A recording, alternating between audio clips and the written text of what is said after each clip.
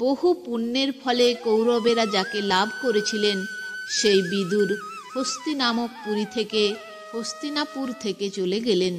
সঙ্গে সঙ্গে কৌরবদের ধর্মবুদ্ধি, ন্যায়পরায়ণতা ও ভাগ্যলক্ষ্মীও যেন তাদের ত্যাগ করে গেলেন।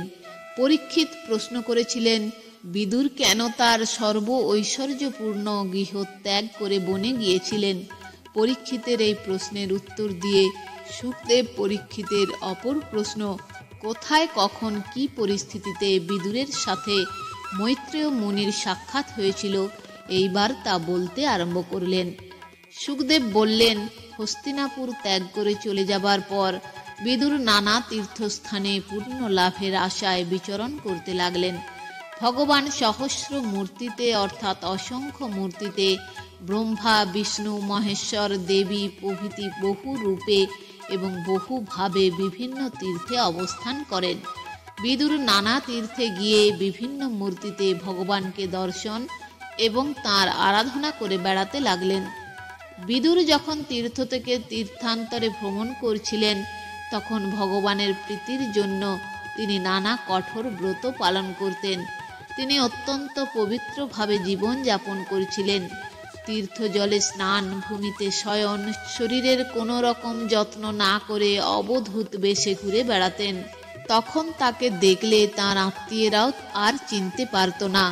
এইভাবে সমস্ত ভারতবর্ষ পরিভ্রমণ করে যখন প্রভাস তীর্থে এলেন তখন তিনি শুনলেন যে শ্রীকৃষ্ণের সাহায্যে যুধিষ্ঠির ভূমণ্ডলের একচ্ছত্র আধিপত্য লাভ করেছে এবং নিজেদের অবিমিশ্রকারিতার জন্য কৌরব বংশ ধ্বংসপ্রাপ্ত হয়েছে।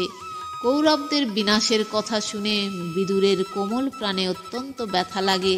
তিনি কাউকে কিছু না বলে ভগবানের স্মরণে মননে এই গভীর শোকের উপশমের জন্য সরস্বতী নদীর দিকে চলে গেলেন।